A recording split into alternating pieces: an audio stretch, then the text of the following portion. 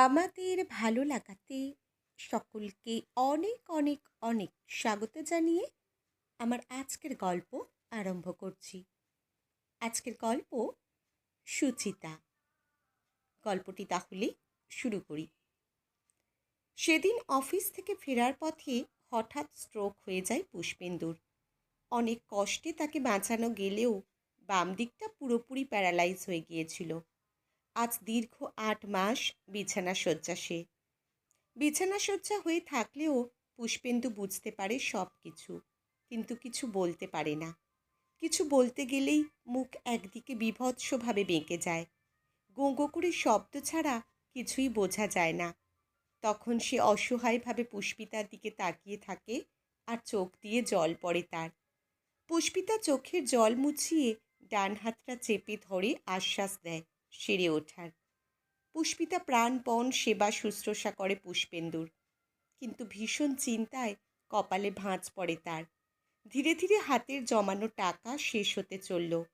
2 কামরার ঘর ছাড়া আর বিশেষ কিছুই রইল না তাদের।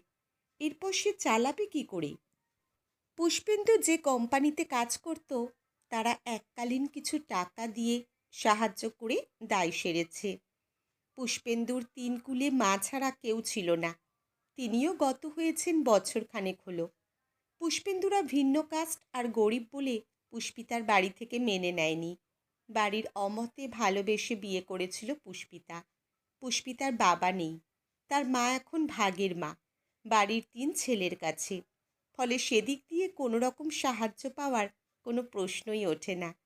নিজের দাদা বৌদিদের সে খুব ভালো করেই জানে, তবুও অপমান হবে জেনেও দীর্ঘ 4 বছর পরে একবার দেখা করতে গিয়েছিল একটু সাহায্যর জন্য। তার দাদা উল্টে তাদের এই পরিস্থিতিকে নিজেদের পাপের ফল বলে তিরস্কার করে আত্মতুষ্টি পেয়েছিল মনে হয় ভীষণভাবে। শূন্য হাতে শুধু অপবাদ নিয়ে অবসন্ন মনে বাড়ি ফিরে এসেছিল পুষ্পিতা। মনে হয়েছিল, এ কি সত্যিই তাদের পাপের ফল? এখন ভীষণ কষ্ট হলেও বিছানায় শুয়ে থাকা মনের মানুষটির সাথেও তো সে আর দুঃখ ভাগ করে নিতে পারে না।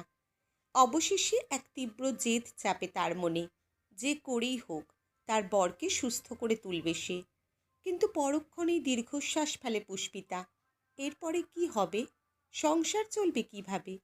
আর পুষ্পেন্দুর চিকিৎসার খরচ কোথা থেকে আসবে? এখন ভাবে, ভাগ্যিস কোনো সন্তান নেয়নি তারা। সে সন্তান নেবার ইচ্ছে প্রকাশ করলেও পুষ্পেন্দু বারবার বলতো আর বছরখানেক অপেক্ষা করতে।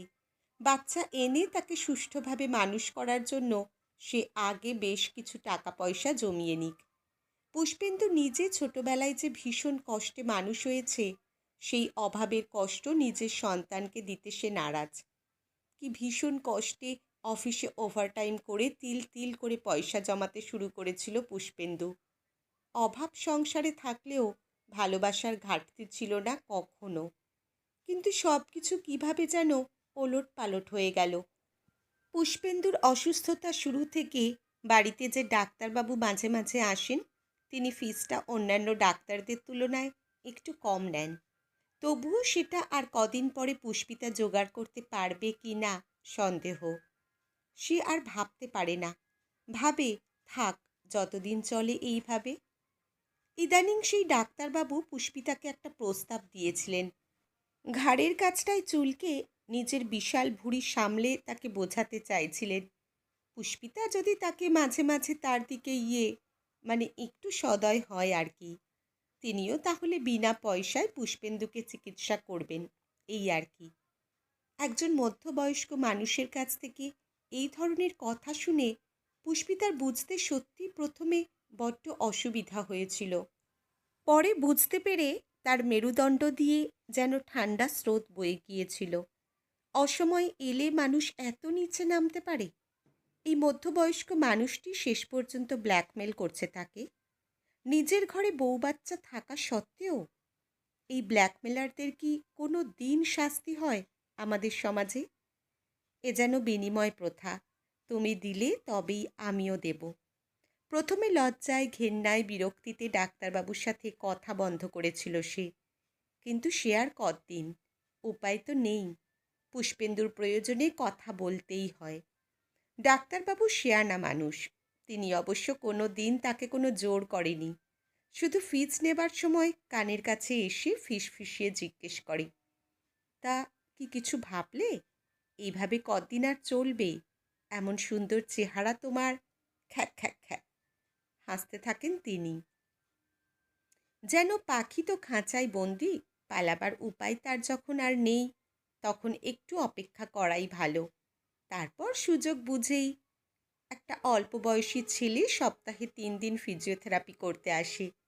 পুষ্পিতা তার সাথে থেকে দেখে নেয় ভালো করে ম্যাসাজ আর এক্সারসাইজগুলো, কারণ বাকি দিনগুলোতে এই এক্সারসাইজগুলো তাকেই করাতে হয়। দীর্ঘদিন বিছানায় শুয়ে আছে পুষ্পেন্দু।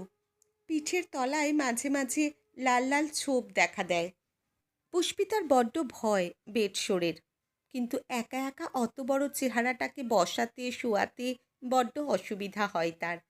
তবুও সে সাবধানে চেষ্টা করে যায় প্রতিদিন। সেই ছেলেটিও একদিন বলল, বৌদি, দাদার যা অবস্থা, আমার বাকি দিনগুলোতেও আসা দরকার, আসবো? পুষ্পিতা মাথা নেড়ে না বলে, কারণ এই কদিনের টাকার জোগাড় করতেই সে তার অল্প যেটুকু গয়না তাতে হাত দিয়েছে। ছেলেটি একটু দ্বিধা নিয়ে বলে, মানে বলছিলাম কি, আপনাকে টাকা দিতে হবে না, আমি এমনি এসেই। সন্দিগ্ধ দৃষ্টিতে তাকিয়ে দেখছিল পুষ্পিতা ছেলেটার দিকে। আজকাল কেউ কোনো কিছুর বিনিময় ছাড়াই নিজে থেকে সাহায্য করতে এলেই বড্ড ভয় করে পুষ্পিতার। পিছনে কোনো অভিসন্ধি নেই তাও। তাই সে আবার মাথা নেড়ে না জানিয়ে দিয়েছিল। মাঝে মাঝেই ডাক্তার বাইক নিয়ে যখন তখন চলে আসে। সেদিনও অমন। রাত তখন 8:30 হবে। পুষ্পেন্দুকে রাতের খাবার খাইয়ে সবে খেতে বসেছিল পুষ্পিতা। হঠাৎ ডাক্তার এসে উপস্থিত। এই ডাক্তারই ভরসা। পুষ্পেন্দুর হার্টের অবস্থা এখনও খুব ভালো নয়, তাই ডাক্তারকে চটানো যায় না সব সময়।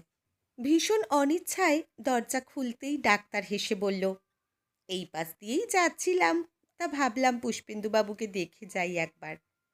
তারপর পুষ্পিতার দিকে তাকিয়ে ঠোঁট সরু করে আসার আসল উদ্দেশ্যটা বলল, এখনো ভেবে উঠতে পারলে না? শোনো, মেয়ে মানুষের অত জেদ ভালো নয়, তাতে সংসারের অমঙ্গল হয়। তা বাপু নিজের স্বামীকে বাঁচাতে এইটুকু করতে পারবে না? চরম ঘৃণায় ডাক্তারের মুখের উপরে দরজা বন্ধ করে দিয়ে স্বামীর বুকের উপরে আছড়ে পড়ে সেদিন খুব কেঁদেছিল পুষ্পিতা। কি করবে সে এখন? পুষ্পিতা এখন কোথায় কাজ খুঁজতে যাবে? আর এই সময় পুষ্পেন্দুকে এক মুহূর্ত ছেড়ে কি কোথাও কাজে যাওয়া সম্ভব তার পক্ষে? আর কেই বা তাকে কাজ দেবে? ভাবতে ভাবতে দিশেহারা হয়ে যায় পুষ্পিতা। পুষ্পিতাকে এইভাবে কাঁদতে দেখে পুষ্পেন্দুর চোখের কোণেও জলের বিন্দু দেখা গেল। হয়তো প্রকাশ করতে না পারলেও কি ঘটছে তা তার বুঝতে অসুবিধা হচ্ছিল না একটুও। এরপরে পুষ্পিতা জেদ করে অন্য ডাক্তারকে ডাকতে গিয়েছিল, কিন্তু তারা বাড়ি এসে পেশেন্ট দেখার যা ভিজিট চায় তা তার পক্ষে দেওয়া সম্ভব নয়। অগত্যা পুষ্পিতা আবার এই ডাক্তারকেই ডাকতে বাধ্য হয়।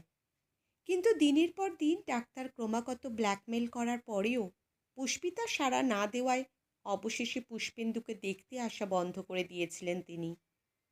কিন্তু এদিকে পুষ্পেন্দুর হার্টের নিয়মিত চেক আপ করে ওষুধ দেওয়া ভীষণভাবে প্রয়োজন। শেষমেশ অসহায় পুষ্পিতা অনেক ভেবে নিজেকে বুঝিয়েছিল, ভালোবাসার থেকে শরীরের সুচিতা নিশ্চয়ই বেশি মূল্যবান নয়। তাই নিজের ভালোবাসাকে বাঁচাতে গিয়ে নিরুপায়ভাবে পাশের ঘরে এই ডাক্তারের কাছেই নিজের স্বপ্ন, নিজের অহংকার নিজেকে বিলিয়ে দিয়ে পুষ্পেন্দুর চিকিৎসা করতে শুরু করলো পুষ্পিতা। এখন শুধু চিকিৎসা বা ওষুধ নয়, পুষ্পিতাকে খুশি করতে ডাক্তার আসার সময় ফলমূল, বিভিন্ন পথ্যও আনে রুগীর জন্য। পুষ্পেন্দুকে ধরে তুলে বসাতে সাহায্যও করেন পুষ্পিতাকে বিনা দ্বিধায়। এইভাবে দীর্ঘদিন চলার পরে পুষ্পেন্দু এখন বেশ ভালোর দিকে। আস্তে আস্তে লাঠি নিয়ে বিছানা দিয়ে নামতে পারে এখন। ইদানিং পুষ্পিতা তাকে ধরে সাহায্য ধরতে গেলে ধরতে দেয় না। একা একাই চেষ্টা করে সব কিছু করার। পুষ্পিতা ধারে কাছে দাঁড়িয়ে থাকে, ভাবে চেষ্টা করুক একা একা। পুষ্পেন্দু ভালোর দিকে যেতেই ডাক্তারবাবুকে বিদায় দিয়েছে পুষ্পিতা। ফিজিওথেরাপি করাতে যে ছেলেটা, সে তার এক চেনা ডাক্তারের চেম্বারে নাম ডাকার জন্য একজন মহিলার দরকারের কথা বলেছে। যদি সম্ভব হয় তাহলে সামনের মাস থেকে সেখানে কাজে যেতে পারবে সে। আবার সৎভাবে বাঁচতে পারবে তারা আগের মতো। হয়তো সচ্ছলতা থাকবে না, কিন্তু তবুও সম্মান তো আর খোয়াতে হবে না কখনো। কিন্তু সেটা তো একমাত্র সম্ভব পুষ্পেন্দু একটু নিজের কাজ নিজে করতে পারলে। পুষ্পেন্দুকে আস্তে আস্তে লাঠিতে ভর দিয়ে হাঁটতে দেখে মনের কোণে তার তিরতির করে সুখ অনুভব করে পুষ্পিতা। বিগত দিনের তার তীব্র মানসিক যন্ত্রণার সাথে অক্লান্ত পরিশ্রমের ফলে নিজের বরকে সুস্থ করতে পেরেছে সে। এ নিয়ে এক সুপ্ত অহংকারের আনন্দে চোখের কোণ ভিজে ওঠে তার। ফিজিওথেরাপি ছেলেটা সত্যিই ভালো। ডাক্তারকে বলেই সত্যিই তাকে কাজটা পাইয়ে দিয়েছে বিনা কিছুর বিনিময়ে। হয়তো পৃথিবীতে কিছু ভালো মানুষও থাকে যারা কোনো কিছুর পরিবর্তে নিঃস্বার্থভাবে সাহায্য করতে চায়। আজকাল সকালে রান্না সেরে পুষ্পেন্দুকে সব বুঝিয়ে তার সামনে সব ওষুধপত্র খাবার দাবার গুছিয়ে দিয়ে ডাক্তারের চেম্বারে চলে যায়। এই ডাক্তারবাবু মানুষটা ভালো, তাকে কিছু টাকা অ্যাডভান্সও দিয়েছেন। ধীরে ধীরে সংসারটাকে আবার দাঁড় করানোর আপ্রাণ চেষ্টা করছিল পুষ্পিতা। কিন্তু বিগত বেশ কয়েকদিন ধরে পুষ্পিতা খেয়াল করছে তার সাহায্য যেন পুষ্পেন্দু আর নিতে চায় না। প্রথমে পুষ্পিতা ভেবেছিল তার বর বুঝি নিজে থেকে একা একা লাঠিতে ভর দিয়ে নিজের প্রয়োজনীয় সব কিছু কাজ করছে স্বাভাবিকভাবেই। কিন্তু ধীরে ধীরে বুঝতে পারে পুষ্পেন্দু যেন কেমন গুম হয়ে আছে। এমনকি পুষ্পিতার চোখের দিকে সরাসরি আজকাল তাকায় না। কি এক তীব্র অভিমান যেন তার চোখে মুখে।